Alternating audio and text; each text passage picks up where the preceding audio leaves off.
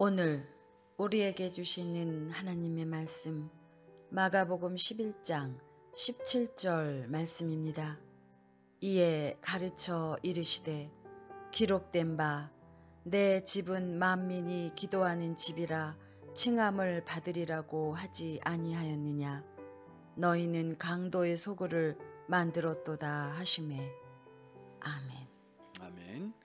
여러분 함께 우리 교회를 향한 사명을 선포하고 본격적으로 말씀을 나눌 텐데, 성경책이 있으신 분들은 성경책을 드셔도 좋고 그렇지 않은 분들은 주보를 드셔도 괜찮겠습니다.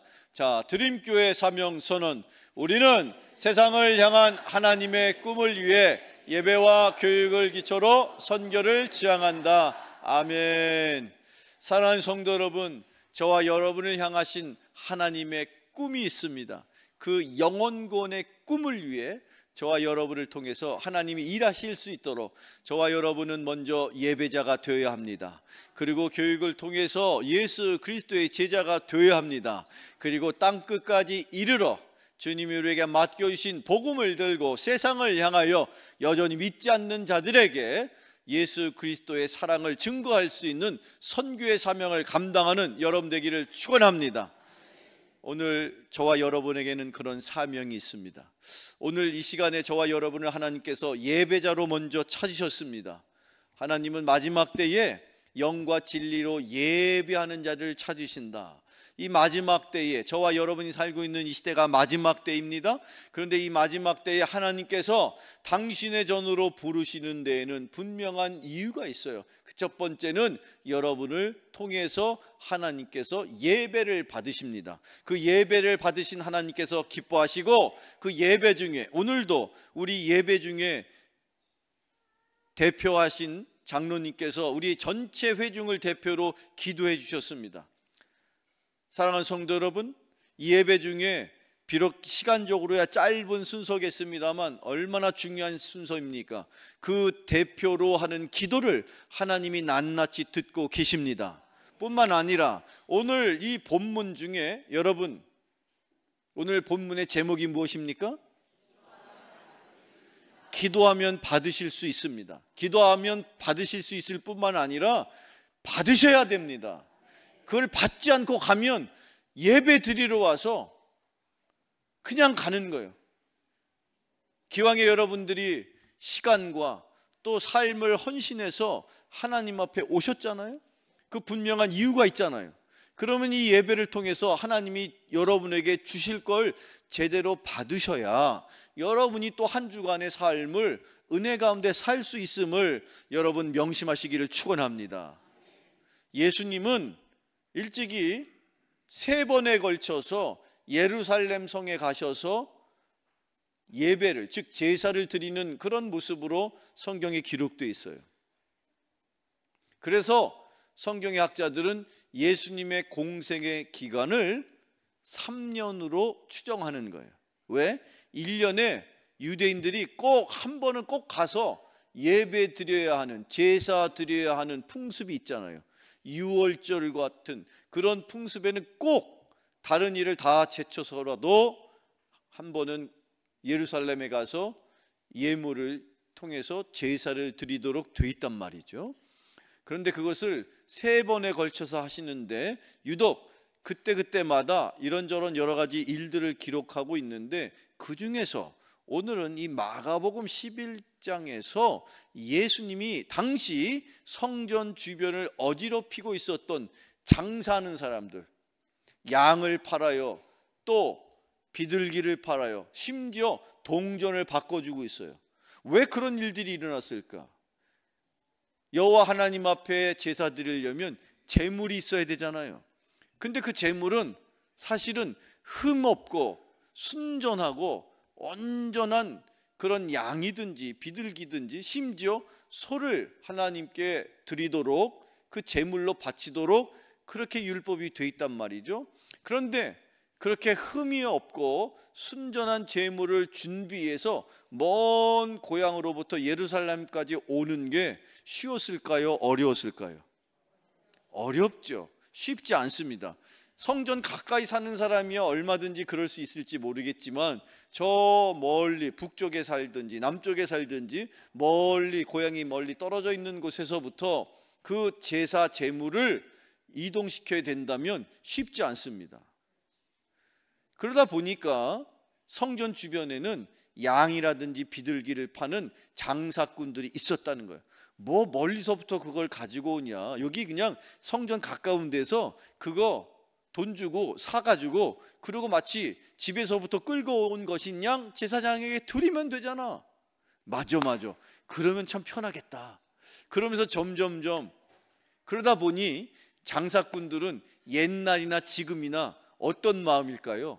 조금이라도 이익을 봐야 되니까 그 양이라든지 비둘기를 팔면서 뭐라고 표현하는 거야? 아, 이거 흠이 없고 순전한 양이고 이거 아주 정말 거룩하게 아주 잘 기른 그렇게 보존이 잘 된 비둘기니까 이거 제가 싸게 드리는 거예요.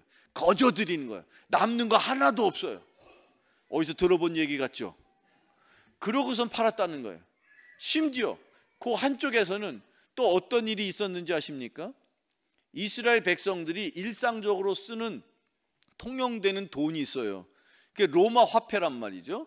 근데 로마 화폐는, 로마 동전에는 당시에 로마 황제의 초상이 새겨져 있단 말이에요. 근데 그걸 들고는 절대로 성전에서 성전세를, 즉 우리로 말하면 예물로 헌금할 수 있다 없다? 없습니다. 그래서 그걸 어떻게 해요? 성전 가까운 데 와가지고 그 동전을 이스라엘 사람들만 쓰는 이스라엘 동전으로 바꾸는 거예요. 환전하는 거예요. 그런데 그 환전할 때에도 그냥 바꿔주지 않고 환전하는 나름대로의 수고비를 떼어서 환전해 주다 보니까, 그렇지 않습니까 여러분? 우리 여기 미군 부대만 가더라도 달러 환전하는 데 많아요. 그런데 가면 여기는 좀 더 싸게 쳐주고 여기는 좀 더 비싸고 시세가 서로 다르고 뭐 그러듯이 옛날 당시 성전 앞에도 그런 풍경이 여기저기 있더라는 것이죠. 그러다 보니 예수님께서 그것이 너무 속상한 거예요. 너무 마음에 들지 않는 거예요. 그러다가 참다 어느 날에는 성전 앞에서 장사하는 이들, 동전 바꾸는 이들 앞에 나가가지고 그 장사하는데 좌판을 그냥 하나님의 성전 앞에서 바로 엎으시면서 한마디 하시죠. 내 집은 만민이 기도하는 집인데 너희들이 지금 이 기도하는 집을 강도의 소굴로 만들었다고 채찍을 들으시면서 분노하셨다라고 성경이 가르치고 있는 거예요. 자, 그때에 예수님께서 말씀하시기를 내 집은 뭐 하는 집이에요? 만민이 기도하는 집이다. 우리가 지금 머물러 있는 이 성전이 뭐 하는 집입니까? 기도하는 집이에요. 사랑하는 성도 여러분, 그 성전은 지금 우리가 모여있는 이 건물로서의 성전만을 일컫는 것이 아니라 성령님을 모신 여러분의 영혼, 여러분의 한 영혼이 예수님의 영이신 성령님을 모시고 계시니 여러분이 또한 성전인 줄로 믿으시기를 바랍니다. 우리 눈에 보이는 이 건물만이 아니라 여러분 한 분 한 분이 바로 거룩한 전 예수 그리스도의 영인 성령님을 모시고 계시는 성전이 됨을 믿으시기를 축원합니다. 그러면 성전은 기도하는 집이라고 말씀을 성령께서 예수님께서 하셨다면 성전, 여러분 한 사람 한 사람이 성전이죠. 그 성전된 여러분들이 해야 할 중요한 신앙의 모습이 무엇이냐? 바로 기도하는 삶인 것입니다. 또한 예수님께서 우리에게 기도가 중요하다는 의미로 내 집은 만민이 기도하는 집이라고 말씀하신 데에는 분명한 이유가 있는 것인데, 기도하면 하나님께서 주시려고 예비한 것이 있단 말이에요. 기도해야만 주실 수 있는 것이 있단 말이죠. 그것이 무엇입니까? 첫 번째, 기도하면 무엇을 받을 수 있다고요? 용서받을 수 있습니다. 여러분에게 물어봐도 대답 안 하는 분 계셔도 저는 용서해 줄 거예요. 왜? 주님은 모든 걸 다 용서해 주시려고 여러분을 부르셨으니까. 심지어 예배 시간 중에 피곤해서 그러리라고 생각하지만 눈 감고 나는 분명히 듣고 있어. 그러다가 꿈속에서 주님 만나는 거거든. 그래도 저는 용서해야 되겠죠. 지금 눈 감고 계신 분은 자기한테 얘기하는 건지도 몰라요. 대신 우리 권사님이 아멘 하셨어요. 용서해 줘야지 어떻게. 하지만 여러분, 우리가 분명 지난 한 주간을 되돌아볼 때 우리가 받아야 될 것, 무선에서 첫 번째 용서받는 여러분 되기를 축원합니다. 왜 용서받아야 될까? 성경을 읽어보겠습니다. 시편 86편 5절 시작. 주는 선하사 사죄하기를 즐거워하시며 주께 부르짖는 자에게 인자하심이 후하심이니이다. 아멘. 주님은 선하십니다. 믿으십니까? 그런데 그 주님은 어떤 분이신지를 아십니까? 여러분들이 어떤 죄라도 하나님 앞에 하나님, 제가 이런 죄와 허물이 있습니다, 용서해 주세요 하고 기도하기만 하면 하나님께서 어떻게 하신다고요? 사죄, 즉 죄 용서하시는 것을 즐거워하신다, 흐뭇해 하신다, 얼마든지 용서해 주실 분인 것을 믿으시기를 바랍니다. 여러분 같으면 어때요? 누가 자기에게 잘못한 거 한 번, 두 번, 세 번 계속 용서해주고 용서해주고 또 용서해주는데 또 잘못하고 또 용서해달라고 그러면 나중엔 어떤 마음이 드세요? 도대체 얘는 어떻게 된 애가 매번 용서해줘도 또 잘못하고 또 잘못할까? 여러분 같으면 어때요? 짜증이 나요, 안 나요? 자꾸 여러분에게 여쭈보니까 짜증 나셔서 대답도 안 하시잖아요. 그런데 주님은 절대 그렇지 않습니다. 심지어 주님은 전능하신 분이에요. 여러분의 죄를 얼마든지 용서해 주셨습니다. 이미 예수님께서 여러분이 과거에 지었던 죄, 현재 짓고 있는 죄뿐만 아니라 앞으로도 혹여 우리가 주님 만나는 그 순간까지도 짓지 않게 될 줄 모르는, 아마도 짓게 될 줄 알고 계셔서 주님이 그런 죄를 우리에게 미리 다 용서해 주시고자 예수님을 피값으로, 죄값으로 대신 짊어지게 하셨으니 저와 여러분은 더 이상은 죄에 대한 책임감을 가질 필요가 없죠. 그게 죄책감이라는 거예요. 주님이 우리를 대신해서 책임져 주셨습니다. 그걸 믿으시기를 바랍니다. 그러니 다만 여러분은 두려워하지 마시고 주님 앞에 나와 죄와 허물을 하나님 앞에 용서해 달라고 기도하면 더욱 놀라운 사실은 그것을 용서하시는 하나님은 어떤 마음이시라고요? 즐거워하신다는 거예요. 기뻐하신다는 거예요. 한 번도 도대체 너 몇 번째 내가 용서해 주냐 그렇게 말하시는 적이 없습니다. 왜 그럴까요? 하나님은 전능하신 분이에요.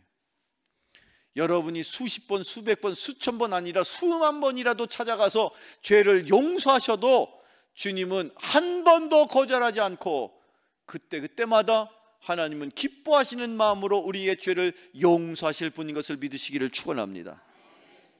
그래서 주님이 저와 여러분을 기도의 자리로 부르시는 거예요.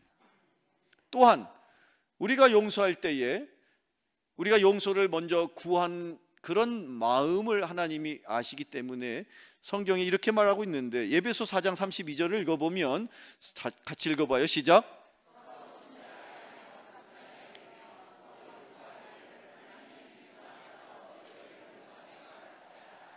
아멘.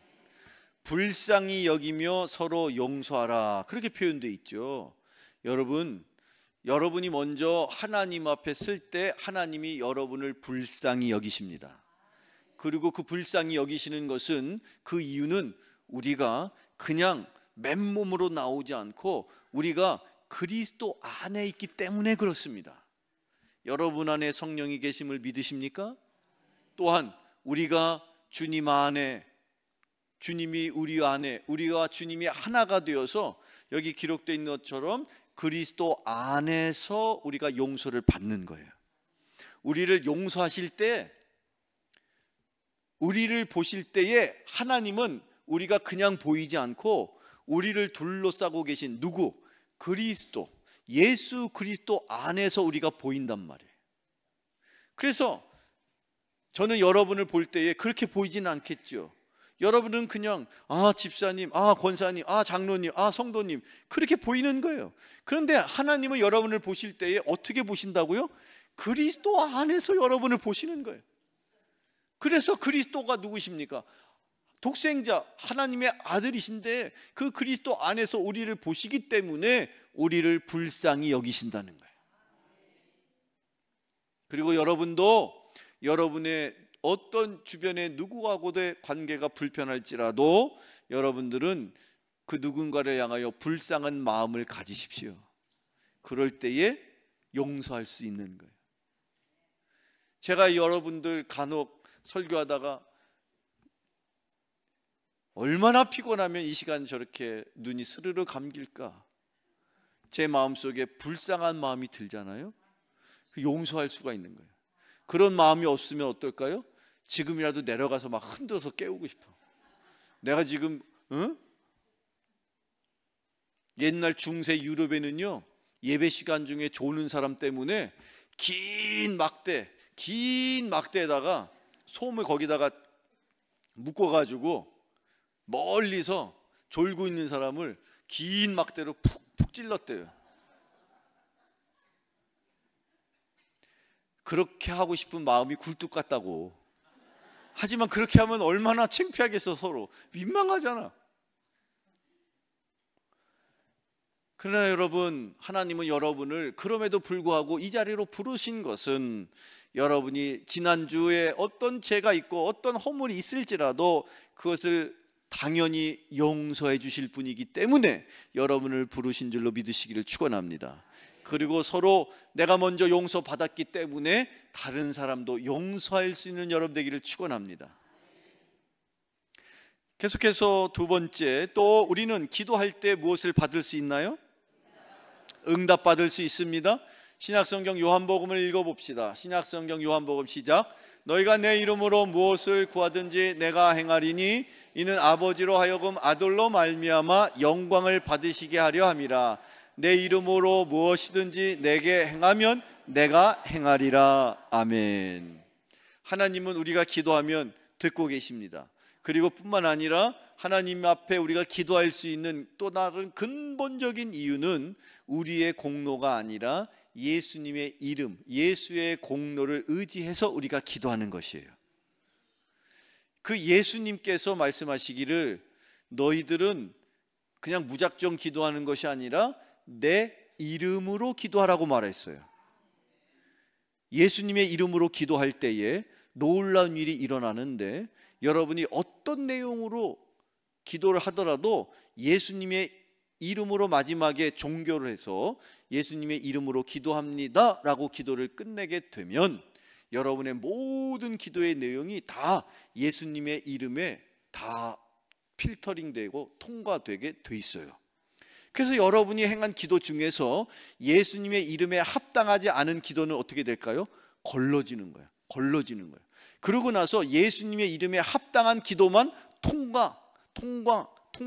여러분이 10개의 기도의 제목을 갖고 기도를 열심히 했다고 칩시다. 그런데 그 기도의 제목 가운데 예수님의 이름에 합당하지 않은, 예수님의 이름에 걸맞지 않은 기도의 제목은 필터링 되어서 통과하지 못해서 결론적으로는 예수님의 이름으로 기도할 수 있는 것만이 하늘의 보좌에 상달되어서 그것만이 응답될 것입니다. 또 놀라운 것은 하나님은 우리의 기도를 들으시는 분이시고 예수님은요, 뭐 하시는 분이에요? 우리가 행한 기도가 하늘 보좌에 응답될 수 있도록 하늘 보좌에 올려주셨을 뿐만 아니라 그 기도가 응답되도록 행하시는 분입니다. 누가? 예수님이. 여기 그랬잖아요. 내가 행할 것이다고. 지금은요, 여러분이 기도한 것을 여러분의 삶 속에 하나님이 기도해 주셨어요. 그것을 우리의 삶 속에 실제로 일어날 수 있도록 행하시는 분이 계신단 말이죠. 그분이 누구이십니까? 예수님은 지금 하나님의 우편 보좌에 앉아 계시고 예수님의 영, 예수님을 대신해서 우리 가운데 여러분의 심령 속에 누가 계십니까? 성령님이 계시죠. 성령님이 여러분이 기도하는 것을 행하여 주시는 분인 것입니다. 그래서 하나님은 계획하시고 예수님은 성취하시고 성령님이 적용하시는 분이에요. 여러분이 기도한 내용을 하나님 응답해 주시면 그 응답된 내용대로 내 삶 속에 이루어질 수 있도록 행하시는 분, 그분이 바로 예수님의 영, 성령님인 것을 믿으시기를 축원합니다. 신약성경 야고보서에 있는 말씀을 읽어봅시다. 같이 읽어봅시다. 시작. 의심하는 자는 마치 바람에 밀려 요동하는 바닷물결 같으니 이런 사람은 무엇이든지 주께 얻기를 생각하지 말라. 두 마음을 품어 모든 일에 정함이 없는 자로다. 아멘. 여기 지금 야고보서는 낙타무릎이라는 별명을 가진 사도가 바로 야고보거든요. 야고보는 워낙 기도에 열심을 다하여서 사역했던 사도였던지라 그 무릎이 마치 낙타무릎 같았다고 그러죠. 그런데 그가 기도에 대한 가르침을 주는데, 기도할 때 기도가 응답되기 위해서는 두 가지 조건을 우리에게 가르치고 있어요. 그 첫 번째 조건은 믿음의 기도요, 두 번째 조건은 뭐냐? 응답의 확신입니다. 기도하되 당연히 믿음으로 기도하시기를 바라고, 또 뿐만 아니라 여러분 기도한 이후에 당연히 응답될 것을 믿는 확신으로 살아가는 여러분 되기를 축원합니다. 이 두 가지 조건, 믿음의 기도와 응답의 확신, 따라 해보시죠. 믿음의 기도, 응답의 확신. 다시 한번 믿음의 기도, 응답의 확신. 그렇습니다. 그렇게 믿고 기도하시면 응답될 것을 또한 확신하는 여러분 되기를 축원합니다. 성경은 말하고 있습니다. 조금도 의심하지 말라. 일체 의심하지 말아라. 그 사람은 두 마음을 품었기 때문에 결코 응답될 것이 없단다. 꼭 명심하셔서 기도하는 대로 응답받으시기를 주님의 이름으로 축원합니다. 끝으로 세 번째, 기도하면 우리는 또한 받을 수 있습니다. 뭘 받을 수 있습니까? 세 번째, 축복 받을 수 있습니다. 성경을 읽어보겠습니다. 민수기 6장 24, 27절 시작. 여호와는 그의 얼굴을 내게 비추사 은혜 베푸시기를 원하며 여호와는 그 얼굴을 내게로 향하여 드사 평강 주시기를 원하노라 할지니라 하라. 그들은 이같이 내 이름으로 이스라엘 자손에게 축복할지니 내가 그들에게 복을 주리라. 아멘. 우리가 통상 교회 안에서 흔히 쓰는 표현이니까 그냥 이해하고 여러분들 쓰시는데, 하나님 축복해 주세요 이렇게 표현하는 건 사실 엄밀하게 따지면 표현 자체가 맞지는 않습니다. 그렇다고 의미가 틀렸다는 것이 아니라, 실은 축복이라는 단어 자체가, 축자는 빌축자는 빌다는 거예요. 구하다는 거예요. 복은 복복자입니다. 그러니까 축복이라는 단어 자체는 그냥 그 한자 그대로를 뜻풀이하면 무슨 뜻입니까? 복을 빈다, 그런 뜻이에요. 근데 하나님은 복을 빌어주시는 분이에요? 아니면 복 자체를 주시는 분이에요? 전자예요? 후자예요? 그냥 복을 주시죠. 왜? 하나님은 복의 근원이 되시니까. 그래서 하나님 앞에 복을 달라고 하는 것은 당연한 것이고, 그것을 흔히들 많은 교회 다니지 않는 사람뿐만 아니라 교회 다니는 사람까지도 하나님 앞에 복 달라는 것에 마음에 꺼리낌이 있는 것 같아요. 절대 그럴 필요가 없어요.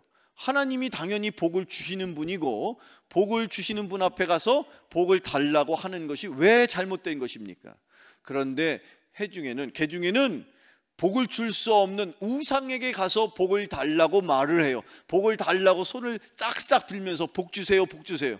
그렇게 말하는, 복을 줄 수 없는 존재에게 가서 복을 달라고 하니까 그걸 일컬어 기복신앙, 기복주의, 그렇게 말하는 거예요. 그러나 우리는 분명합니다. 복의 근원이 누구이십니까? 주님만이 복의 근원이 되십니다. 주님을 향하여 복을 비는 여러분 되기를 축원합니다. 그래서 우리가 기도해서 복을 달라고 기도하도록 주님께서 우리에게 기도의 자리로 부르시는 거예요. 우리가 받을 복은 하나님이 주시도록 예비되어 있어도 누군가 중간에서 복 달라고 빌어줄 사람이 필요하다는 거예요. 지금 조금 전에 읽었던 민수기 6장의 그 놀라운 사실을 성경은 정확하게 기록하고 있죠. 네가 지금 이렇게 기도해. 그러면 네가 기도한 대로, 축복한 대로 이스라엘 백성들에게 복을 줄 것이다. 이게 복받는 원리입니다. 하나님께서 이스라엘 백성들에게 복을 주시려고 최초의 제사장 한 사람을 세우죠. 그 사람이 아론입니다. 실은 모세의 친형이었죠. 모세가 하나님, 저는 말주변이 없어서 말도 데데데데 하고 어버버버 하니까 저는 말을 잘 못해요. 저는 절대로 하나님의 일꾼일 수가 없어요. 괜찮아, 내가 네 형 아론을 너한테 붙여줄 거야. 일사천리로 말을 아주 기가 막히게 잘하는 아론을 내가 너에게 붙여줄 거니까 걱정하지 말고 가. 그때 그 아론이 제사장의 직분을 받았어요. 그래서 그 제사장의 직분을 통해서 하나님께서 제사장이, 즉 아론이 기도하면 기도한 대로 복을 주시겠다고 약속을 하신 거예요. 그냥 주시는 게 아니라 아론과 같은 제사장을 통해서 복을 주신답니다. 그런데 지금은요, 사랑하는 성도 여러분, 여러분 아십니까? 여러분 한 사람 한 사람이 바로 제사장이 되어야 합니다. 택하신 백성이요 왕 같은 제사장이라고 성경 베드로전서에는 말하고 있는데, 여러분 한 사람 한 사람이 여러분 스스로를 향하여 복을 달라고 기도해야 할 제사장이 되어야 합니다. 그리고 더 나아가서 여러분들은 여러분의 가정을 향하여, 여러분의 남편과 여러분의 아내와 여러분의 부모 자녀를 위하여 기도하는 그런 축복의 제사장의 역할을 감당하시기를 바랍니다. 그걸 위해서 하나님이 여러분을 부르시는 거예요. 그 축복은, 그 복은 기도할 때에만 하나님이 우리에게 주신다고 말씀하셨기 때문에. 목사님, 하나님은 내 형편을 다 아신다면서요. 그러니 내가 기도하지 않아도 나에게 필요한 모든 것을 다 아시는 하나님 앞에 굳이 기도해야 합니까? 네, 하셔야 됩니다. 그게 하나님이 세워놓으신 방식이고 하나님의 복을 주시는 원리이니까. 사랑하는 성도 여러분, 여러분 꼭 하나님 앞에 나오셔서 여러분 스스로를 향하여 기도하시고 여러분의 자녀를 위해서, 여러분의 가정을 위해서 기도하시기를 주님의 이름으로 축원합니다. 오늘 제가 준비한 마지막 말씀, 신약성경 야고보서의 말씀을 같이 읽어볼까요? 같이 읽어봅시다. 시작.